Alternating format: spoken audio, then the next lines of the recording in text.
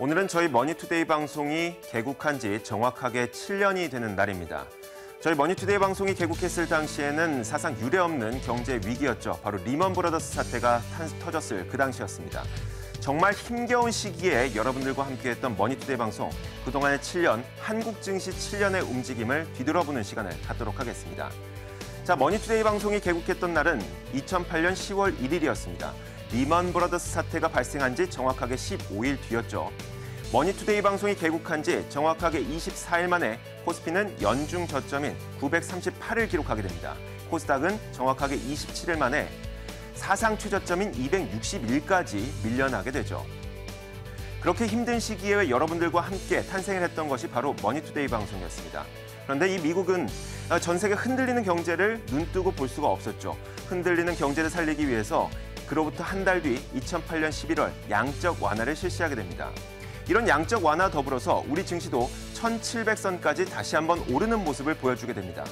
하지만 이랬던 양적 완화는 언젠가는 종료돼야 하는 조치일 수밖에 없었죠. 1차 양적 완화가 종료되면서 우리 증시도 함께 하락할 수밖에 없었습니다. 이와 더불어 그리스 사태도 그 다음 달 발생을 했죠. 1차 양적 완화가 종료되고 그리스 사태가 발생하면서 우리 증시는 1550선까지 밀려나게 됩니다. 하지만 그 시기가 그렇게 오래 지나진 않았습니다. 그로부터 단 5개월이 지난 뒤에 우리 증시는 다시 한번 2000선을 향해 뛰어오르게 되죠. 하지만 여기서 끝이 아니었습니다. 2011년 8월이 됐습니다. 그로부터 한 1년 뒤였죠. 미국의 신용등급이 갑작스럽게 강등된 겁니다. 경제 대국이라고 할 수 있는 미국의 신용등급이 강등되면서 글로벌 경제가 그만큼 좋지 않다는 인식이 전 세계로 퍼지게 되죠. 그러면서 투자 심리는 급격하게 냉각되고요. 우리 증시에서도 많은 외국인들이 빠져나갈 수밖에 없게 됩니다. 결국 2000선을 돌파했었던 우리 증시는 급격하게 하락하면서 1700선까지 다시 한번 내려앉게 됩니다. 하지만 이 시기가 얼마나 오래됐을까요?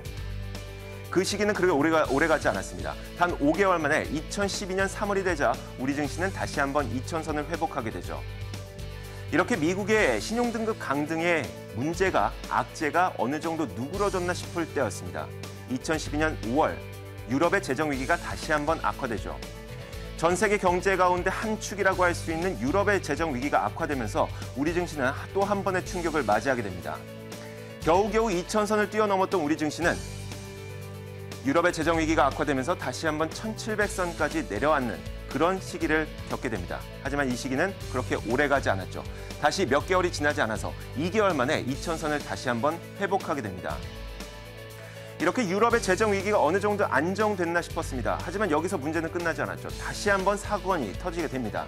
바로 2013년 5월이 되자 언젠가는 종료될 수밖에 없었던 양적 완화를 당시 의장이었던 연준 의장이었던 벤 버냉키 의장이 양적 완화를 종료할 수 있다는 점을 시사하게 되죠. 자, 이 양적 완화를 종료하게 된다는 것은 그동안 글로벌 시장에 퍼져 있었던 많은 돈을 회수하게 된다는 것을 의미합니다. 누군가 물건을 샀던 것은 이제는 팔아야 된다는 것을 의미하죠. 물건을 판다는 것은 그만큼 가격이 하락한다는 것을 의미합니다. 결국 이것은 우리 시장에도 큰 충격을 줄 수밖에 없었습니다. 2000선을 뛰어넘었던 우리 증시는 이 양적 완화가 종료될 것으로 예상이 되면서 다시 한번 1800선으로 내려앉게 됩니다. 하지만 이 시기도 그리 오래가지 않았죠. 1800선을 찍었던 우리 증시는 바로 몇 개월 만에 다시 한번 2000선을 돌파하게 됩니다.